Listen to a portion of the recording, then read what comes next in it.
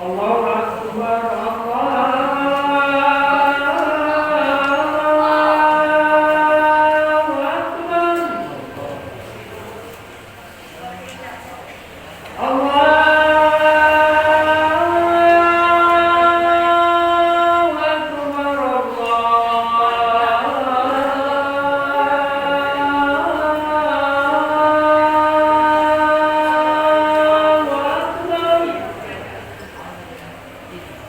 Asyhadu an la ilaha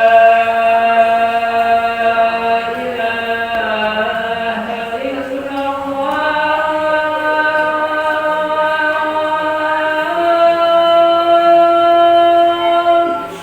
Asyhadu an la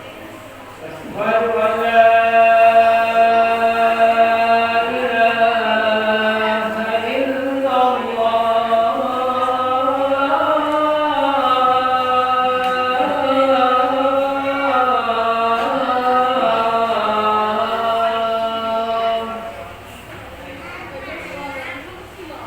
أشهد أن محمدا رسول الله.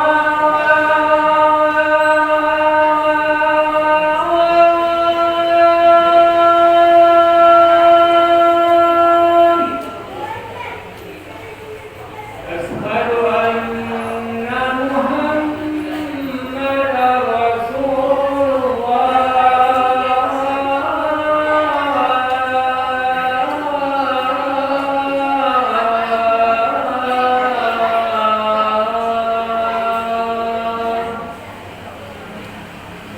حي على الصلاة.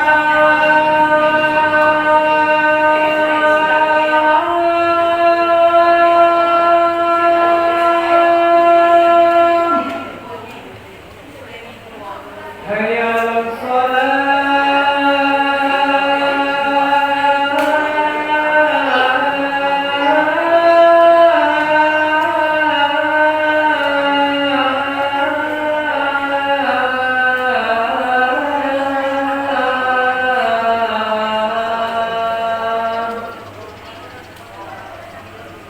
حي على الفلاح.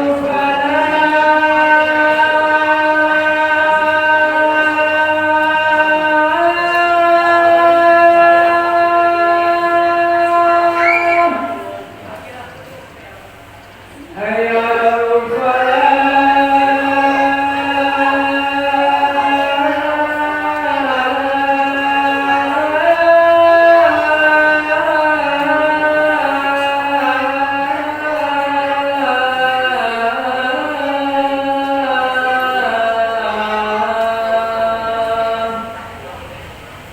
Allahu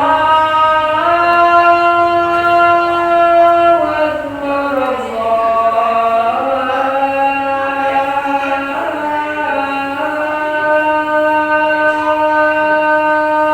Akbar. La ilaha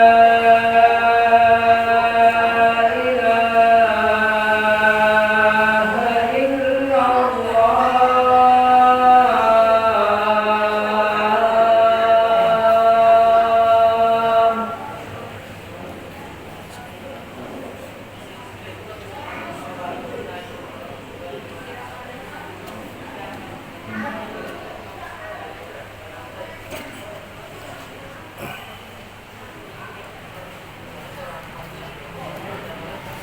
Alhamdulillah.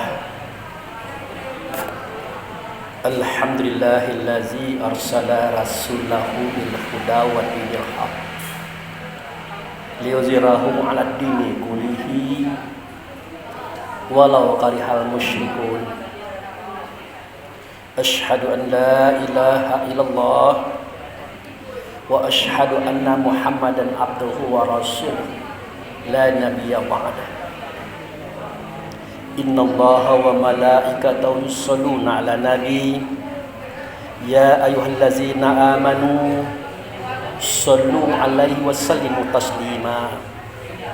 Allahumma shalli 'ala sayyidina Muhammad wa 'ala ali sayyidina Muhammad kama shallaita 'ala sayyidina Ibrahim wa 'ala ali sayyidina Ibrahim wa barik ala sayyidina Muhammad wa ala ali Sayyidina Muhammad kama barakta ala Sayyidina Ibrahim wa ala ali Sayyidina Ibrahim fil alamin innaka Hamidum Majid.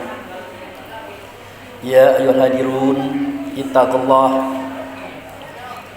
haqqa tuqatih wa la tamutunna illa wa antum muslimun. Wa qala Allahu fil Qur'anul Karim, a'udzu billahi minasyaitonir rajim. Bismillahirrahmanirrahim.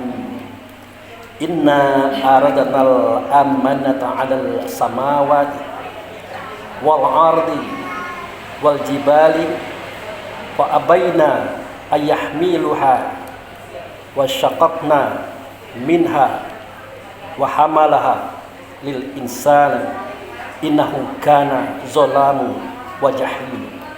Sadaqallahul azim. Jamaah Jumat yang ditamu Allah dan dimuliakannya, kita banyak bersyukur kepada Allah. Dengan anugerahnya kita diberi kesehatan dan kekuatan, di mana dengan itu kita hadir di depan tempat ini dalam rangka melaksanakan ibadah kepada Allah, yaitu sholat Jumat berjamaah. Kemudian ke hadapan ikutan kita Nabi Muhammad Rasulullah SAW, kita menyatakan selawat. Semoga selawat kita nyatakan tadi didengarkan oleh Allah, diterima oleh Allah, dan digantikan oleh Allah dengan syafaat dan pertolongan, di mana pada waktu itu tidak ada pertolongan kecuali yang datang daripada Allah melalui Rasulullah SAW. Kemudian sebagai seorang khatib, saya tidak akan bosan-bosan mengajak, menghimbau, dan menyuruh kita semuanya, mari kita tingkatkan iman kita kepada Allah. Mari kita tingkatkan ketakwaan kita kepadanya. Berharap semua kita ini tidak akan mati kecuali berada dalam Islam. Jamaah yang saya hormati, di sini kami himbau kepada para jamaah, seketika khatib sudah naik mimbar, hendaknya kita tidak berbicara lagi walaupun hanya sepatah kata saja. Kenapa sedemikian? Kata Nabi, itu akan menggugurkan pahala Jumat kita. Sedangkan bagi kita laki-laki, hari Jumat itu tidak ada zohornya. Apalagi di pojok kiri saya itu anak-anak berbicara, di kanan itu berbicara. Jadi itu benar-benar mengganggu konsentrasi ibadah kita. Mudah-mudahan Jumat depan tidak terjadi lagi yang seperti itu. Baik para hadirin rahimakumullah, di dalam surat Al-Ahzab yang tadi sudah saya bacakan, yaitu ayat 72. Di situ Allah berfirman, yang firman itu disampaikan oleh Rasulullah kepada sahabat, yang catatannya hari ini ada di tangan kita masing-masing. Apa kata Allah? Tadinya saya memberikan amanah itu kepada langit. Langit menolak. Kemudian aku berikan kepada bumi. Bumi menolak. Aku berikan kepada gunung-gunung, lembah. Mereka pun menolak. Kemudian amanah itu aku berikan kepada manusia. Lalu manusia menerimanya. Dasar manusia itu zalim dan bodoh. Demikian Allah berfirman, yang informasinya adalah untuk kita. Jamaah yang saya hormati, kata zalim di akhir ayat tadi menunjukkan bahwa zalim itu asal katanya zulman, gelap. Itu artinya tidak berpengetahuan. Akhirnya jahilah atau bodoh tadi. Kita banyak melakukan kekeliruan, kesalahan karena zoliman. Nah, persoalannya persoalan apa? Persoalannya adalah persoalan dari awal ayat tadi.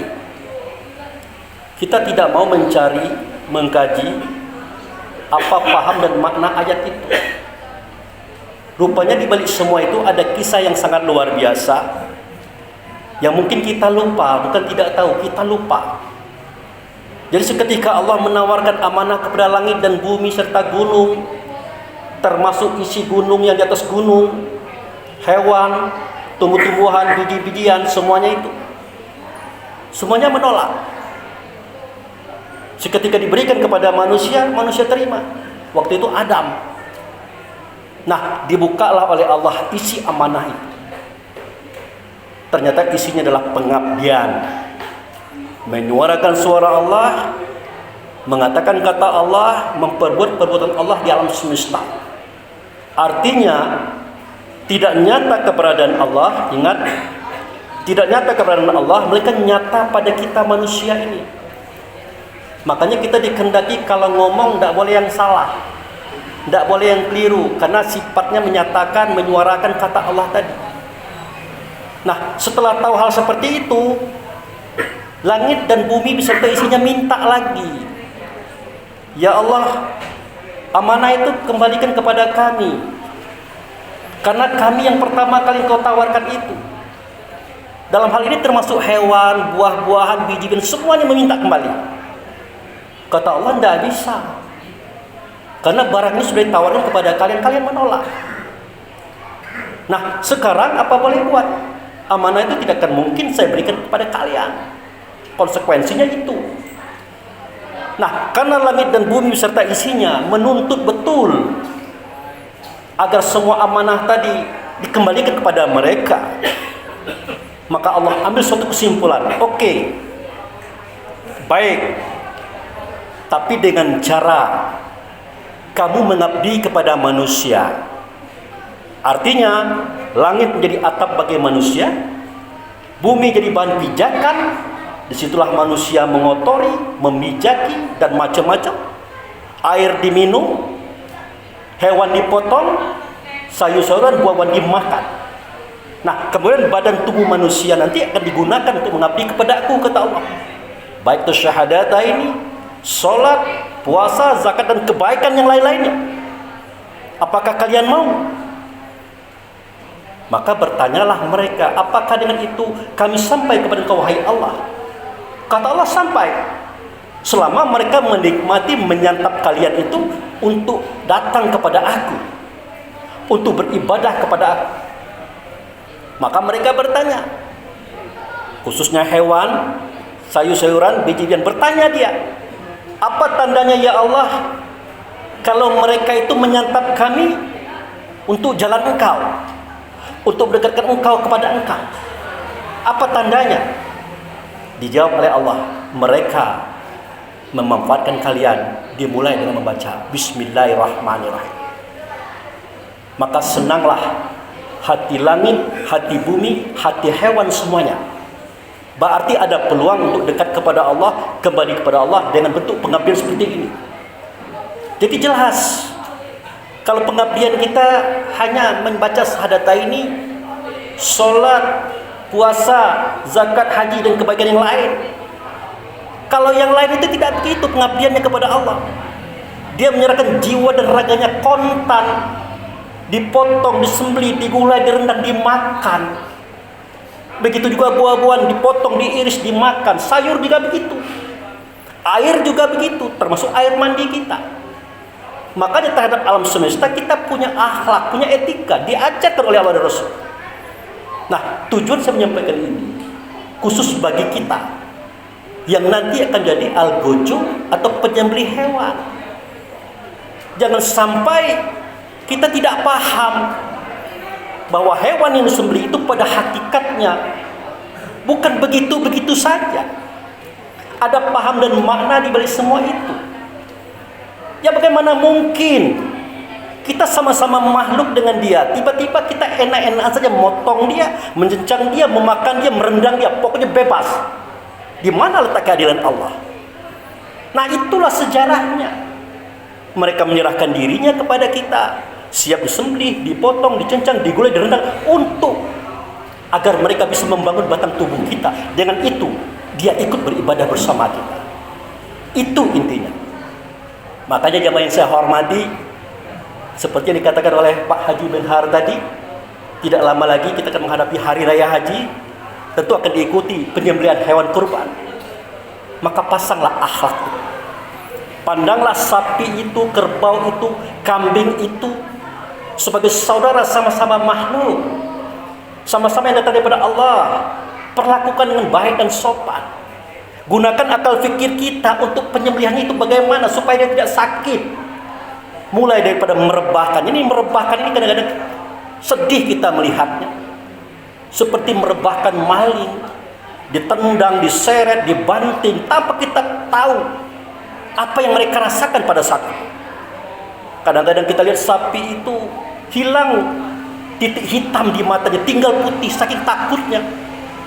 Ada yang mengeluarkan air mata, ada yang melenguh sampai darahnya nyemprat begitu saking ketakutannya. Apa terjadi ini? Karena bukan yang seperti ini yang mereka hendaki. Maka hendaklah kita berbaik-baik dengannya, beramah-ramah dengan yang. Makanya kalau daerah Jawa itu ada semacam kerangkeng besi yang bisa memasuki hewan ke dalamnya. Merebahkannya sebentar saja, ikat sedikit, langsung potong. Tidak ada meronta-ronta, kita tidak sibuk, dia tidak sakit dan dia tidak takut dibanding dengan kebiasaan masyarakat kita. Nah, itulah asalnya. Kenapa? Mereka adalah makhluk juga yang sama dengan kita. Tujuannya dia disembelih karena dia ingin mengabdi kepada Allah, bukan untuk santap semata, untuk mengabdi kepada Allah. Maka dalam surah Al-Hajj dijelaskan oleh Allah dan Rasul, etika penyembelihan itu tidak syariat saja, ada hakikatnya. Apa punya hakikatnya? Lakum fiha manafi'u illa ajalin musamma. Bagi kalian itu, hewan itu ada manfaatnya hingga pada waktu ditentukan. Summa maliu mahluha ilal baitul atiq. Kemudian penyembelihannya itu hendaklah di Baitul Atiq, hendaklah di Baitullah, hendaklah di sisi Ka'bah. Bagaimana pahamnya itu? Apa sapi hewan itu kita bawa ke Mekah dipotong situ? Tidak. Itu yang disebut berhakikat. Silakan motongnya di samping Sabilul Jidan, silakan saja. Tapi ingatan kita, rasa kita, kesadaran kita membawa dia ke situ. Begitu aturannya. Termasuk sholat yang kita laksanakan ini. Boleh saja kita di masjid, di kantor, di rumah, tapi ingatan kita, rasa kita, kesadaran di sisi Baitullah itu. Makanya Allah katakan falyabudu rabb hadzal bait. Kau sembah Tuhan di rumah ini, menunjuk dia ke sana. Jadi tidak bisa kita sembarangan dalam praktek-praktek apapun. Makanya doa makan itu sebenarnya unik kalau kita perhatikan.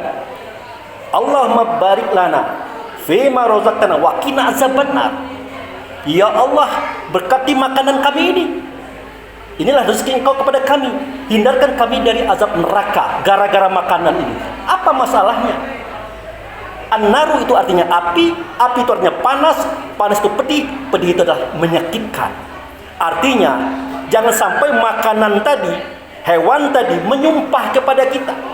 Kalau dia menyumpah, maka jadi penyakit. Darah tinggilah, stroke lah, macam-macam. Karena mereka tidak redo dilakukan seperti itu. Kenapa? Karena kita tidak menggunakan aturan, tidak menggunakan etika, tidak menggunakan akhlak terhadap mereka. Kenapa? Karena kita tidak tahu. Makanya kata Allah dalam ayat tadi, sesungguhnya manusia adalah zalim, zulam, gelap.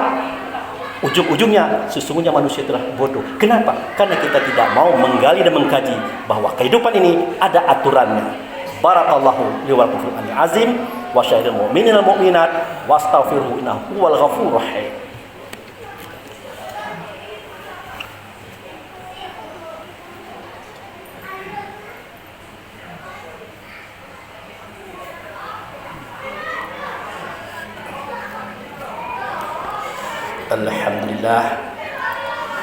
Alhamdulillahillazi arsala rasulahu bil huda wa dinil haq liyuzhirahu 'ala dini kullihi walau karihal musyrikun.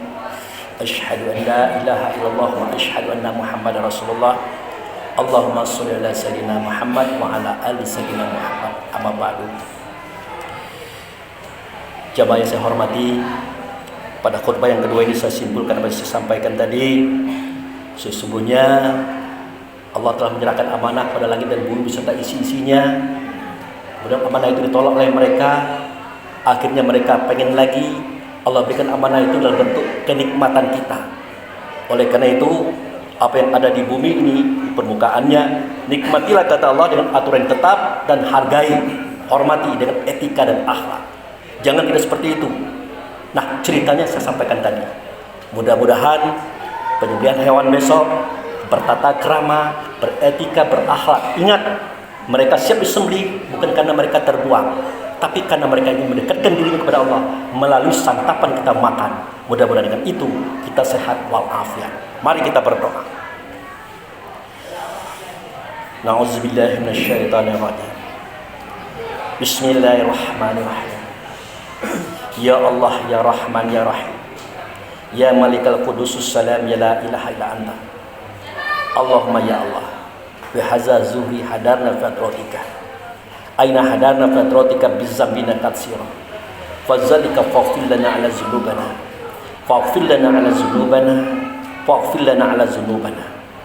Rabbana zalamna anfusana wa illam taghfir lana wa tarhamna lanakunanna minal khasirin. Rabbana fir lana wa liwalidayna warhamhuma kama rabbayana shaghira. Allahumma fil mu'minin wal mu'minat, muslimin wal muslimat, al ahya'u minhum wal amwat. Rabbana hab lana min azwajina wa dzurriyyatina qurrata a'yun waj'alna lil muttaqina imama.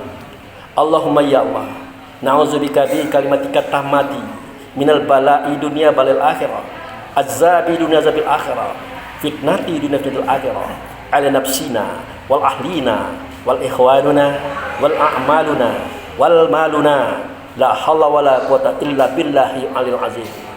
Rabbana fataqabbal minas sholatana wa siyamana wa takhaswanna wa tadaru'anna wa zikrina wa qira'atal qur'anuna innaka ghafurur rahim. Rabbana atina fi dunya hasanah wa fil akhirati hasanah wa qina azabannar. Ibadallah, innallaha ya'muru bil adli wa ihsan wa itazil qurban haril fasai wal munkar wal ba ya'izukum la'allakum tazakkarun wa la zikrullahi akbar wa aqimis shalah.